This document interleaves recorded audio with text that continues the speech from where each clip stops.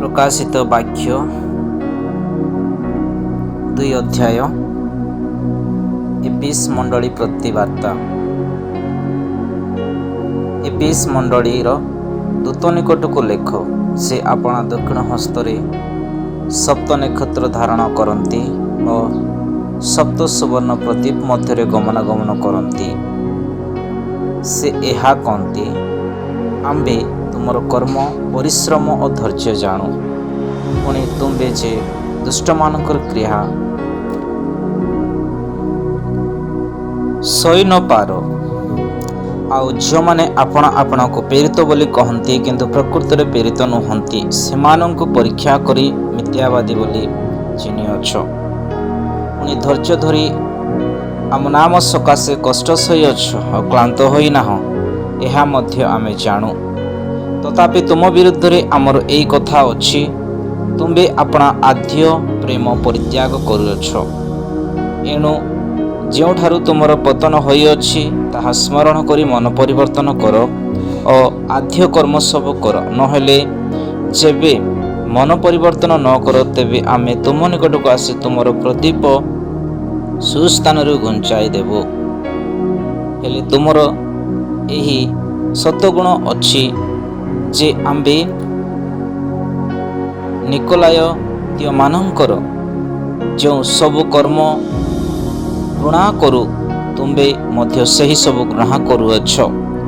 ମଣ୍ଡଳୀଗଣଙ୍କୁ ଆତ୍ମା କ'ଣ କହୁଛନ୍ତି? ଯାହାର କର୍ଣ୍ଣ ଅଛି ସେ ତାହା ଶୁଣୁ। ଯେ ଜୟ କରେ ତାହାଙ୍କୁ ଆମ୍ଭେ ଈଶ୍ୱରଙ୍କ ପାରଦର୍ଶରେ ଥିବା ଜୀବନ ବୃକ୍ଷର ଫଳ ଖାଇବାକୁ ଦେବୁ। ସୁର୍ଣ୍ଣା ମଣ୍ଡଳୀ ପ୍ରତି ବାର୍ତ୍ତା।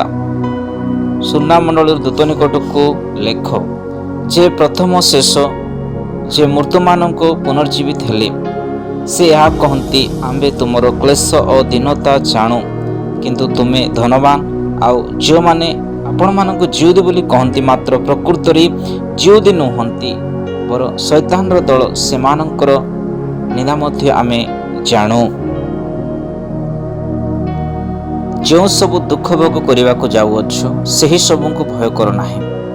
ଦେଖ, ତୁମମାନଙ୍କ ପରୀକ୍ଷା ନିମନ୍ତେ ଶୈତାନ ତୁମମାନଙ୍କ ମଧ୍ୟରୁ କାହାରିଙ୍କୁ କାରାଗାରରୁ ନିପୀକ୍ଷ କରିବ, ଆଉ ତୁମେମାନେ 10 ଦିନ ପର୍ଯ୍ୟନ୍ତ କ୍ଲେଶ ଭୋଗ କରିବ। ତୁମେ ମରଣ ପର୍ଯ୍ୟନ୍ତ ବିଶ୍ୱସ୍ତ ଥାଅ, ସେଥିରେ ଆମେ ତୁମକୁ ଜୀବନ ରୂପ ମୁକୁଟ ଦେବୁ। ମଣ୍ଡଳୀଗଣଙ୍କୁ ଆତ୍ମା କ'ଣ କହନ୍ତି? ଯାହାର କର୍ଣ୍ଣ ଅଛି ସେ ତା ଶୁଣୁ। ଯେ ଜୟ କରେ ସେ ଦ୍ୱିତୀୟ ମୃତ୍ୟୁ ଦ୍ୱାରା ଯେକୌଣସି ପ୍ରକାରେ କ୍ଷତିଗ୍ରସ୍ତ ହେବ ନାହିଁ। ପର୍ଗମ ମଣ୍ଡଳୀ ପ୍ରତି ବାର୍ତ୍ତା। ପର୍ଗମ ମଣ୍ଡଳୀ ଦୂତ ନିକଟକୁ ଲେଖ, ଯାହାଙ୍କର ତୀକ୍ଷ୍ଣ ଦିଦାର ଖଡ୍ଗ ଅଛି, ସେ ଏହା କହନ୍ତି, ଯେଉଁଠାରେ ଶୈତାନର ସିଂହାସନ ସେଠାରେ ଯେ ତୁମ୍ଭେମାନେ ବାସ କରୁଛ, ଏହା ଆମ୍ଭେ ଜାଣୁ। ତଥାପି ତୁମେ ଆମର ନାମ ଦୃଢ଼ ରୂପେ ଧରିଛ, ଆଉ ଆମର ବିଶ୍ୱସ୍ତ ସାକ୍ଷୀ ଆନ୍ତିପା ଯେତେବେଳେ ତୁମମାନଙ୍କ ମଧ୍ୟରେ ଶୈତାନର ସେହି ବସତି ସ୍ଥଳରେ ହତ ହୋଇଥିଲା, ତୁମେ ଆମମାନଙ୍କଠାରେ ବିଶ୍ୱାସ କରିଅଛ ବୋଲି ସେତେବେଳେ ସୁଦ୍ଧା ଅସ୍ୱୀକାର କରି ନଥିଲ। କିନ୍ତୁ ତୁମ ବିରୁଦ୍ଧରେ ଆମର କିଛି କଥା ଅଛି। ଯେଉଁ ବିଲିଆମ ଦେବପ୍ରସାଦ ଭଜନ ଓ ବେଶ୍ୟାଗମନ ରୂପ ବାନ୍ଧ ଇସ୍ରାଏଲ ସନ୍ତାନମାନଙ୍କ ସମ୍ମୁଖରେ ପକାଇବାକୁ ବାଲାକଙ୍କୁ ଶିକ୍ଷା ଦେଇଥିଲା, ତାହାର ମତାବଲମ୍ବୀ କେତେକ ଜଣ ତୁମ ମଧ୍ୟରେ ସେଠାରେ ଅଛନ୍ତି। ସେହିପରି ମଧ୍ୟ ନିକୋଲାୟତୀୟ ମତାବଲମ୍ବୀ କେତେକ ତୁମ ମଧ୍ୟରେ ଅଛନ୍ତି। ଏଣୁ ମନ ପରିବର୍ତ୍ତନ କର, ନହେଲେ ଆମେ ଶୀଘ୍ର ତୁମ ନିକଟକୁ ଆସି ସୁମୁଖ ନିଃସୃତ ଖଡ୍ଗ ଦ୍ୱାରା ସେମାନଙ୍କ ସଙ୍ଗେ ଯୁଦ୍ଧ କରିବୁ। ମଣ୍ଡଳୀଗଣଙ୍କୁ ଆତ୍ମା କ'ଣ କହନ୍ତି? ଯାହାର କର୍ଣ୍ଣ ଅଛି ସେ ତା ଶୁଣୁ। ଯେ ଜୟ କରେ ତାହାଙ୍କୁ ଆମେ ଗୁପ୍ତ ମାନା ଦେବୁ। ପୁଣି ଯେଉଁ ନାମ ଗ୍ରହଣ କରୁଥିବା ବିନା ଅନ୍ୟ କେହି ଜାଣେ ନାହିଁ, ଏହିପରି ନୂତନ ନାମ ଲିଖିତ ଏକ ଶ୍ୱେତ ପ୍ରସ୍ତର ତାହାଙ୍କୁ ଦେବୁ।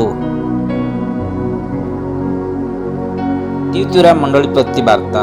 ତିତୁରା ମଣ୍ଡଳୀର ଦୂତ ନିକଟକୁ ଲେଖ, ଈଶ୍ୱରଙ୍କ ଯେଉଁ ପୁତ୍ରଙ୍କ ଚକ୍ଷୁ ପ୍ରଚଳିତ ଅଗ୍ନିଶିକା ସଦୃଶ୍ୟ ଓ ପାଦ ଉଜ୍ଜଳ ପିତ୍ତଳ ତୁଲ୍ୟ, ସେ ଏହା କହନ୍ତି, ଆମେ ତୁମର କର୍ମ, ପ୍ରେମ, ବିଶ୍ୱାସ, ସେବା ଓ ଧୈର୍ଯ୍ୟ ଜାଣୁ।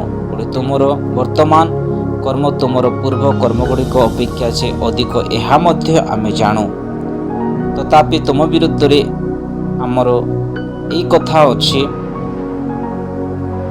ଜିଜେବଲ୍ ନାମ୍ନୀ ଯେଉଁ ନାରୀ ଆପଣାକୁ ଭାବାଦିନୀ ବୋଲି କହି ମୋର ଦାସମାନଙ୍କୁ ବେଶ୍ୟାଗମନ ଓ ଦେବପ୍ରସାଦ ଭୋଜନ କରିବାକୁ ଶିକ୍ଷା ଦେଇ ବୁଲାଉଅଛି, ତୁମେ ତାଙ୍କର ଦୁଷ୍କର୍ମ ସହ୍ୟ କରୁଅଛ। ଆମେ ତାହାଙ୍କୁ ମନ ପରିବର୍ତ୍ତନ କରିବାକୁ ସମୟ ଦେଲେ ହିଁ ସେ ଆପଣା ବେଶ୍ୟାବୃତ୍ତିରୁ ମନ ପରିବର୍ତ୍ତନ କରିବାକୁ ଇଚ୍ଛୁକ ହେଉନାହିଁ। ଦେଖ, ଆମେ ତାହାଙ୍କୁ ଶଯ୍ୟାଶାୟୀ କରିବୁ, ଆଉ ଯେଉଁମାନେ ତାହାଙ୍କ ପ୍ରତି ବ୍ୟଭିଚାର କରନ୍ତି ସେମାନେ ତାହାଙ୍କର କର୍ମର ସୌଭାଗ୍ୟତାରୁ ମନ ପରିବର୍ତ୍ତନ ନ କଲେ ଆମେ ସେମାନଙ୍କୁ ମହାକ୍ଲେଶରେ ପକାଇବୁ। ପୁଣି ଆମେ ତାହାଙ୍କ ସନ୍ତାନମାନଙ୍କୁ ମୃତ୍ୟୁ ଦ୍ୱାରା ବିନାଶ କରିବୁ। ସେଥିରେ ଆମେ ଯେ ମର୍ମ ଓ ହୃଦୟର ପରୀକ୍ଷକ, ପୁଣି ତୁମମାନଙ୍କର ପ୍ରତ୍ୟେକ ଜଣଙ୍କୁ ଆପଣା ଆପଣା କର୍ମ ଅନୁସାରେ ଫଳଦାତା, ଏହା ମଣ୍ଡଳୀଗଣ ଜାଣିବେ। କିନ୍ତୁ ତୁମମାନଙ୍କୁ ଅର୍ଥାତ୍ ତିଉତିରାରେ ଥିବା ଯେଉଁ ଅପବିଷ୍ଟ ଲୋକେ ଏହି ମତାବଲମ୍ବୀ ନୁହଁ ଓ ଯାହାଙ୍କୁ ଶୈତାନର ନିଗୂଢ଼ ଶିକ୍ଷା ବୋଲି କହନ୍ତି, ତାହା ଜ୍ଞାତ ହୁଅ। ତୁମମାନଙ୍କୁ ଆମେ କହୁଅଛୁ, ତୁମମାନଙ୍କ ଉପରେ ଆମ୍ଭେ ଆଉ ଯେକୌଣସି ବାର ଦେବୁ ନାହୁଁ।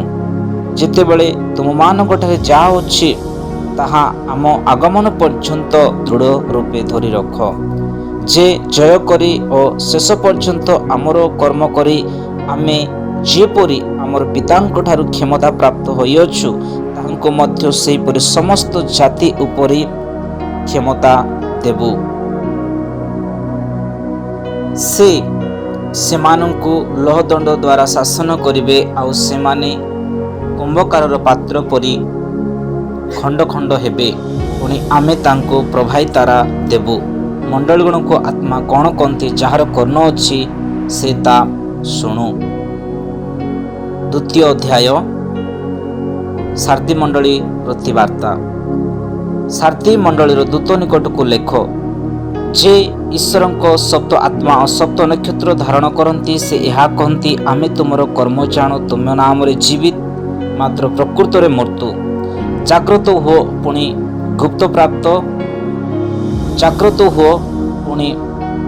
ଲୁପ୍ତପ୍ରାପ୍ତ ଅପବିଷ୍ଟ ବିଷୟ ସବୁଙ୍କୁ ସବଳ କର, କାରଣ ଆମେ ତୁମର କର୍ମ ସବୁକୁ ଆମର ଈଶ୍ୱରଙ୍କ ଚାମୁରେ ସିଦ୍ଧ ବୋଲି ଦେଖି ନାହୁଁ। ଏଣୁ କି ପ୍ରକାର ଶିକ୍ଷା ପାଇଅଛ ଓ ଶ୍ରବଣ କରୁଛ, ତାହା ସ୍ମରଣ କରି ପାଳନ କର ଓ ମନ ପରିବର୍ତ୍ତନ କର। ଯଦି ଜାଗ୍ରତ ନ ହୁଅ, ତାହେଲେ ଆମ୍ଭେ ଚୋର ପରି ଆସିବୁ, ଆଉ ଯେଉଁ ସମୟରେ ତୁମର ଉପରେ ଆସି ପଡ଼ିବୁ ତାହା ତୁମେ ଯେକୌଣସି ପ୍ରକାରେ ଜାଣିବ ନାହିଁ। ତଥାପି ଯେଉଁମାନେ ଆପଣା ଆପଣାକୁ ବସ୍ତ୍ର ମଳିନ କରି ନାହାନ୍ତି, ତୁମମାନଙ୍କ ମଧ୍ୟରେ ସାର୍ଦିରେ ଏହିପରି କେତେକ ଅଛନ୍ତି। ସେମାନେ ଶୁକ୍ଳ ବସ୍ତ୍ର ପରିହିତ ହୋଇ ଆମ ସଙ୍ଗରେ ଗମନାଗମନ କରିବେ, କାରଣ ସେମାନେ ଯୋଗ୍ୟ। ଯେ ଜୟ କରେ ସେ ଏହି ପ୍ରକାର ଶୁକ୍ଳ ବସ୍ତ୍ର ପରିହିତ ହେବ, ଆଉ ଆମେ ଜୀବନ ପୁସ୍ତକରୁ ତାହାଙ୍କର ନାମ ଯେକୌଣସି ପ୍ରକାର ଲୋପ ନ କରି ଆମର ପିତାଙ୍କ ଓ ତାଙ୍କର ଦୂତମାନଙ୍କ ସମ୍ମୁଖରେ ତାହାଙ୍କର ନାମ ସ୍ୱୀକାର କରିବୁ। ମଣ୍ଡଳୀଗଣଙ୍କୁ ଆତ୍ମା କ'ଣ କହନ୍ତି, ଯାହାର କର୍ଣ୍ଣ ଅଛି ସେ ତା ଶୁଣୁ। ଫିଲାଦେଲଫିଆ ମଣ୍ଡଳୀ ପ୍ରତି ବାର୍ତ୍ତା। ଫିଲାଦେଲଫିଆ ମଣ୍ଡଳୀ ଦୂତ ନିକଟକୁ ଲେଖ, ଯେ ପବିତ୍ର ଓ ସତ୍ୟ, ଯାହାଙ୍କ ହସ୍ତରେ ଦାଉଦଙ୍କ କଞ୍ଜି ଅଛି, ଯେ ଫିଟାଇଲେ କେହି ବନ୍ଦ କରି ନପାରେ, ଆଉ ବନ୍ଦ କଲେ କେହି ଫିଟାଇ ନପାରେ। ସେ ଏହା କହନ୍ତି, ଆମେ ତୁମର କାର୍ଯ୍ୟ ଜାଣୁ। ଦେଖ, ଆମେ ତୁମ ସମ୍ମୁଖରେ ଗୋଟିଏ ଦ୍ୱାର ଫିଟାଇଅଛୁ, କେହି ତା ବନ୍ଦ କରିପାରେ ନାହିଁ, କାରଣ ତୁମର ଶକ୍ତି ସାମାନ୍ୟ, ତଥାପି ତୁମର ଆମର ବାକ୍ୟ ପାଳନ କରି ଆମର ନାମ ଅସ୍ୱୀକାର କରିନାହଁ।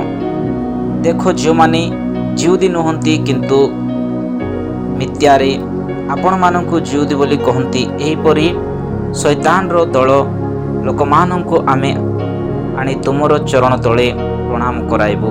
ଆଉ ଆମ୍ଭେ ଯେ ତୁମକୁ ପ୍ରେମ କରୁଅଛୁ ଏହା ସେମାନଙ୍କୁ ଜ୍ଞାତ କରାଇବୁ। ତୁମ୍ଭେ ଆମର ଧୈର୍ଯ୍ୟରୁ ବାକ୍ୟ ରକ୍ଷା କରିଅଛ, ଯେହେତୁ ପୃଥିବୀ ନିବାସୀମାନଙ୍କୁ ପରୀକ୍ଷା କରିବା ନିମନ୍ତେ ସମସ୍ତ ଜଗତ ଉପରଙ୍କୁ ଯେଉଁ ପରୀକ୍ଷା କାଳ ଆସିବ, ଏଥିରୁ ଆମେ ମଧ୍ୟ ତୁମକୁ ରକ୍ଷା କରିବା। ଆମେ ଶୀଘ୍ର ଆସୁଅଛୁ, ତୁମର ମୁକୁଟକୁ ଯେପରି କେହି ହରଣ କରି ନହନି, ଏଥି ନିମନ୍ତେ ତୁମମାନଙ୍କୁ ଯାହା ଅଛି ତାହା ଦୃଢ଼ ରୂପେ ଧରି ରଖ। ଯେ ଜୟ କରେ ଆମେ ତାଙ୍କୁ ଆମର ଈଶ୍ୱରଙ୍କ ମନ୍ଦିର ସ୍ତମ୍ଭ ସ୍ୱରୂପ କରିବୁ। ସେ ଆଉ ସେଠାରୁ ବାହାରକୁ ଯିବ ନାହିଁ।